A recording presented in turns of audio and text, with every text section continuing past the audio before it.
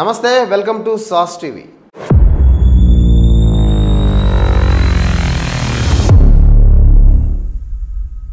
ప్రభుత్వం మారిన ప్రతిసారి ప్రభుత్వ అధికారులు మార్చడం సర్వసాధారణం.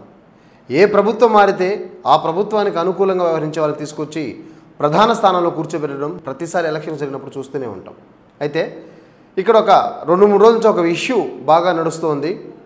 వైసీపీ అధికారంలో ఉన్నప్పుడు వైసీపీకి తొత్తులుగా వ్యవహరించారు, ప్రభుత్వ అధికారులు కాదు వైసీపీ కార్యకర్తలా ప్రవర్తించారు అనే ఒక ఆరోపణలతో కొంతమంది సిఐల్ని, ఎస్పీల్ని ఈ ప్రస్తుత ప్రభుత్వం పక్కన పెట్టే ప్రయత్నం చేస్తోంది. ప్రయత్నం చేస్తుందనడం కంటే ఆల్రెడీ పక్కన పెడుతుంది అన్న మాట కూడా కరెక్ట్గా సరిపోతుందేమో. ఎందుకంటే ఇటీవల మనం చూసాం, చంద్రబాబు ముఖ్యమంత్రిగా ప్రమాణ స్వీకారం చేసినప్పటి నుంచి రాష్ట్రంలో అనేక కీలక పరిణామాలు జరుగుతూ వస్తున్నాయి. ప్రధానంగా అయితే ప్రభుత్వ ఉన్నతాధికారులు అంటే కింది స్థాయి అధికారులు కాకుండా ఎస్పీ, సిఐ, కలెక్టర్లు ఈ రేంజ్ అధికారులని ప్రభుత్వం బదిలీ చేస్తూ వస్తుంది. కొంతమందిని అయితే ఏకంగా విఆర్కి పంపించిన సందర్భాలు కూడా మనం చూసాం. మరికొంతమందికి అంత ప్రాముఖ్యత లేని డిపార్ట్మెంట్ కూడా అప్పచెప్తూ వస్తున్నారు. ఒక 2 రోజుల క్రితం దాదాపు 18 మంది ఐఏఎస్ను వివిధ కేటగిరీల కింద బదిలీ చేశారు. ఎవరైతే వైసీపీతో అంటకాగారో వాళ్ళందరినీ కూడా ఈ ప్రభుత్వం పక్కన పెడుతూ వస్తుంది. చాలామంది మనం చూస్తూ వస్తున్నాం. అయితే గత 2 రోజులుగా ఒక ఇష్యూ కడప సిఐ అశోక్ రెడ్డిపై ఒక పెద్ద ఇష్యూనే నడుస్తుంది. అప్పట్లో కడప ఎస్పీగా పనిచేసిన అనుబుధరని కూడా పక్కన పెట్టేసి ఈ అశోక్ రెడ్డి అన్ని బాధ్యతలు నిర్వర్తించారు. ఏదన్నా ఒక పోలీస్ అధికారికి స్థానచలనం కావాలన్నా, ట్రాన్స్ఫర్ కావాలన్నా ఆయన దగ్గరికి వెళ్ళడం, అదేవిధంగా వైసీపీ నేతలకు ఎలాంటి సమస్య వచ్చినా సరే చిటికెలో ఆయన పరిష్కరించడం, ఇలాంటివి ప్రభుత్వం చెప్పగానే కిమ్మనకుండా ఒక్క మాట కూడా మాట్లాడకుండా ఏదైతే వైసీపీ గవర్నమెంట్ చెప్పిందో ఆ పనులు కూడా చేస్తూ వచ్చారు. అదేవిధంగా బీటెక్ రవి అరెస్టు కూడా అప్పట్లో పెద్ద సంచలనాన్ని సృష్టించింది.